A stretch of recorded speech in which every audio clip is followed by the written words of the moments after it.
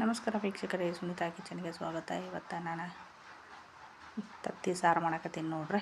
ನೀವು ಮೊಟ್ಟೆಯರು ಅನ್ಬೋದ, ತತ್ತಿಯರು ಅನ್ಬೋದ. ನಮ್ಮ ಕಡೆ ನಾವು ತತ್ತಿನ ಅಂತೀವ, ಹಿಂಗಾಗಿ ನಾನು ತತ್ತಿನ ಅಂತೀನಿ ನೋಡ್ರಿ. ತತ್ತಿ ಸಾರು ಮಾಡಕತ್ತೀನಿ ರೀ. ನಾನು ಅಗದಿ ಸಿಂಪಲ್ಲಾಗಿ ನಮ್ಮ ಹಳ್ಳಿಗಳ ಸೈಡ ಹೆಂಗೆ ಮಾಡ್ತಾರಲ್ಲ ರೀ, ಹಂಗೆ ತತ್ತಿ ಸಾರು ಮಾಡಿ ತೋರ್ಸಾಕತ್ತೀನಿ ನೋಡ್ರಿ. ನಾನು ಈಗ ನಮಗೆ ಎಷ್ಟು ಬೇಕಲ್ಲ ಅಷ್ಟು ನೋಡಿಕೊಂಡು ತತ್ತಿ ಕುದಿಕೊಂಡ್ರಿ. ನಮಗೆ ಒಂದು 6 ತತ್ತಿ ಬೇಕಾಗ್ತವೆ. 6 ತತ್ತಿ ಕುದಿ ಇಟ್ಟಿನಿ ನೋಡ್ರಿ. ನಾವು ಸ್ವಲ್ಪ ಉಪ್ಪು ಹಾಕಿ ನಾವು ಕುದಿಸ್ಬೇಕ್ರಿ ಅವನ್ನ. ಅಂದ್ರೆ ಸ್ವಲ್ಪ ಉಪ್ಪು ಹಾಕಿದ್ವಿ ಅಂದ್ರೆ ಬಾಯಿ ಬಿಟ್ಟು ಸೀಳ್ತಾವ್ರಲ್ಲ, ನಮ್ಗೆ ಸುಲಿಯಾಕೆ ಚಲೋ ಆಗ್ತೈತೆ ರೀ. ಈಗ ನಾನು ಮಸಾಲೆ ರೆಡಿ ಮಾಡ್ಕೊಳತ್ತೀನಿ ನೋಡ್ರಿ.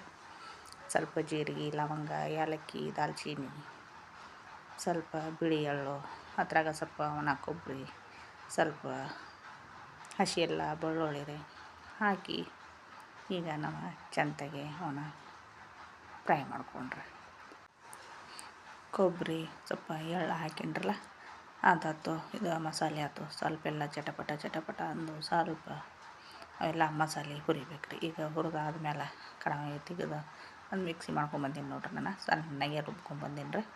ಈಗ ಹೊಳ್ಳಿ ಅದ ಕಡಾಯಿಯಾಗ ಈಗ ಸ್ವಲ್ಪ ಎಣ್ಣೆ ಹಾಕಾಕತ್ತೀನಿ ನೋಡ್ರಿ. ನಾನು ಈ ತತ್ತಿ ಸಾರಿಗೆ ಎಣ್ಣೆನೂ ಸ್ವಲ್ಪ ನಾನು ಜಾಸ್ತಿನೇ ಹಾಕಾಕತ್ತೀನಿ ರೀ. ಎಣ್ಣೆ ಹಾಕಿ ಅದ್ರಾಗ ಸ್ವಲ್ಪ ಈಗ ಅರಿಶಿನ ಹಾಕಾಕತ್ತೀನಿ ನೋಡ್ರಿ. ಅರಿಶಿನ, ಖಾರ ಹಾಕಿ ಸ್ವಲ್ಪ ಉಪ್ಪು ಹಾಕಿ ನಾವು ತತ್ತಿ ಏನಿದೆ ಕುದಿಸಿ ಇಟ್ಕೊಂಡಿದ್ದಿರಲ್ಲ ಅದು ತತ್ತಿ ಸ್ವಲ್ಪ ನಾವು ಎಣ್ಣೆಯಾಗನ ಫ್ರೈ ಮಾಡ್ಕೊಬೇಕ್ರಿ.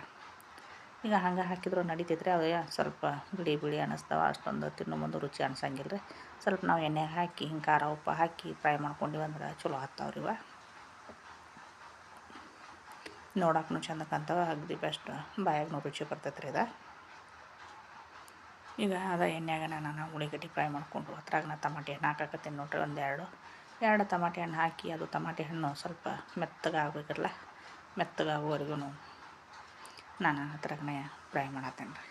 ಈಗ ಸ್ವಲ್ಪ ಟಮಾಟೆ ಹಣ್ಣು ಮೆತ್ತಗಾದಿಂದ ನಿಮಗೆ ಎಷ್ಟು ಬೇಕಲ್ಲ ಅಷ್ಟು ನೋಡಿಕೊಂಡು ಖಾರ ಹಾಕಿರಿ. ಖಾರ, ಅರಿಶಿನ ಹಾಕಿ ಅದನ್ನು ಸ್ವಲ್ಪ ಎಣ್ಣೆಯಾಗನ ಫ್ರೈ ಮಾಡ್ಕೊಂಡ್ರಿ. ಟಮಾಟೆ ಹಣ್ಣು ಅಂತ ಇದ್ರಾಗನ ಎಲ್ಲ ಫುಲ್ ಮೆತ್ತಗಾಗಿಬಿಡ್ತಾವ್ರಿ. ಅವೆಲ್ಲ ಟಮಾಟೆ ಹಣ್ಣು ಮೆತ್ತಗಾದಿಂದ ನಾನು ಮಸಾಲೆಯನ್ನು ರುಬ್ಬಿಟ್ಕೊಂಡಿದ್ದಿರಲ್ಲ ಅದ್ರಾಗನ ಈಗ ಮಸಾಲೆ ಹಾಕಾಕತ್ತೀನಿ ನೋಡ್ರಿ. ನಾನು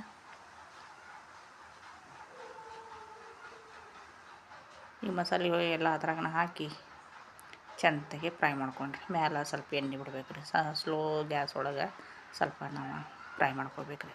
ಅಂದ್ರೆ ಸೈಡ್ ಎಣ್ಣೆ ಬಿಡಾಕೈತಿಪ್ಪ ಅಂದ್ರೆ ನೋಡಕ್ಕೂ ಕಲರು, ಸಾರಿನ ಕಲರು ಚೆಂದ ಕಾಣ್ತೈತಿ, ಪಲ್ಯನೂ ರುಚಿ ಆಗ್ತೈತೆ ರೀ. ಅಷ್ಟು ಮಸಾಲೆ ಮಾತ್ರ ನಾವು ಸಣ್ಣಗೆ ರುಬ್ಕೊಂಡು ಚೆಂದಾಗಿ ನಾವು ಫ್ರೈ ಮಾಡ್ಕೊಂಡಿವಪ್ಪ ಅಂದ್ರೆ ಹಸಿ ವಾಸನೆ ಎಲ್ಲ ಹೋಗ್ತೈತ್ರಲ್ಲ. ಹುರ್ಕೊಂಡಿದ್ದೀವಿ ಕರೆ ಆದರೂ ಸ್ವಲ್ಪ ಎಣ್ಣೆಗೆ ನಾವು ನೆಟ್ಟಗೆ ಫ್ರೈ ಮಾಡ್ಕೊಂಡಿವಿ ಅಂದ್ರೆ ಚಲೋ ಆಗ್ತೈತೆ ರೀ.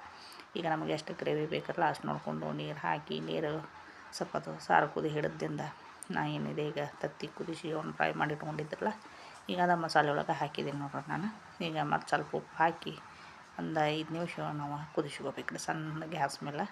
ಈಗ ನೋಡ್ರಿ ಒಂದು 5 ನಿಮಿಷ ನಾನು ಕುದಿಯಾಕೆ ಬಿಟ್ಟಿದ್ದೆ ರೀ ಸಣ್ಣ ಗ್ಯಾಸ್ ಮೇಲೆ. ನೋಡೋಕೆ ಎಷ್ಟು ಚಂದ ಕಾಣಾಕತ್ತೈತೆ, ಮೇಲೆ ಕಲರು ಬಂದೈತೆ. ಈಗ ಲಾಸ್ಟಿಗೆ ಕೊತ್ತಂಬರಿ ಹಾಕಾಕತ್ತೀನಿ ನೋಡ್ರಿ. ನಾನು ಕೊತ್ತಂಬರಿ ಹಾಕಿ ಬಿಟ್ಟಿವಪ್ಪ ಅಂದ್ರೆ ನಮ್ಮದು ತತ್ತಿ ಸಾರು ರೆಡಿ ಆಯ್ತು ನೋಡ್ರಿ. ನಮ್ಮ ಹಳ್ಳಿ ಸೈಡ ಹಿಂಗೆ ತತ್ತಿ ಸಾರು ಮಾಡ್ತೀವಿ ನಾವು. ಅದು ಸೈಡ ಅದ ಥರನ ನಾನು ತತ್ತಿ ಸಾರು ಮಾಡಿ ತೋರ್ಸೀನಿ ನೋಡ್ರಿ. ಈಗ ಅಗದಿ ಸಿಂಪಲ್ಲಾಗಿ ಅನ್ನ, ತತ್ತಿ ಸಾರು, ಇಲ್ಲ ರೊಟ್ಟಿ ಎಂಬಲ್ಲಿ ನಡಿತೈತೆ ರೀ, ಚಪಾತಿ ಎಂಬಲ್ಲಿ ನಡಿತೈತಿ. ಇದೇನು ರೊಟ್ಟಿ ಎಂಬಲ್ಲೇ ತಿನ್ಬೇಕಂತೇನಿಲ್ಲ, ಚಪಾತಿ ಎಂಬಲ್ಲೇ ತಿನ್ಬೇಕಂತೇನಿಲ್ಲ. ನಿಮಗೆ ಎತ್ತುಡು ಎಂಬಲ್ಲಿ ಅನುಕೂಲ ಇದ್ರಲ್ಲ ಅದ್ರ ಎಂಬಲ್ಲಿ ಊಟ ಮಾಡಿದ್ರೆ ಅಗದಿ ಬೆಸ್ಟ್ ಇರ್ತೈತೆ ರೀ ಇದು. ನಾನು ಇವತ್ತು ಅನ್ನ ಅಷ್ಟ ಮಾಡಿದ್ದೀನಿ ರೀ. ಅನ್ನದ ಹಿಂಬಲ್ಲೇ ಇವತ್ತು ತತ್ತಿ ಸಾರು ಮಾಡಿದ್ರೆ ಆತಂತೇಳಿ ಏನು ಸೈಡನ್ನು ಕಾಯಿ ಪಲ್ಯ ಮಾಡೇ ಇಲ್ಲ ರೀ. ತತ್ತಿ ಸಾರು ಮೇಲೆ ಅಷ್ಟೇ ಅನ್ನ ಸಾರು ಸಾಕಂತೇಳಿ ಇಷ್ಟ ಮಾಡಿದ್ದೀನಿ ರೀ ನಾನು. ಈಗ 2 ತತ್ತಿ ಹಾಕಿ ಸ್ವಲ್ಪ ಅನ್ನ ಹಾಕಿ ಊಟಕ್ಕೆ ಕೊಟ್ಟಿವಪ್ಪ ಅಂದ್ರೆ ಹೊಟ್ಟೆನೂ ತುಂಬತೈತಿ, ರುಚಿನೂ ಭಾಳ ಐತ್ರಿ. ನೀವೊಮ್ಮೆ ಟ್ರೈ ಮಾಡಿರಿ, ಹೆಂಗೆ ಆಕೈತೆ ಅಂತೇಳಿ ಕಮೆಂಟ್ ಮಾಡಿ ತಿಳಿಸ್ರಿ. ನಮಸ್ಕಾರ.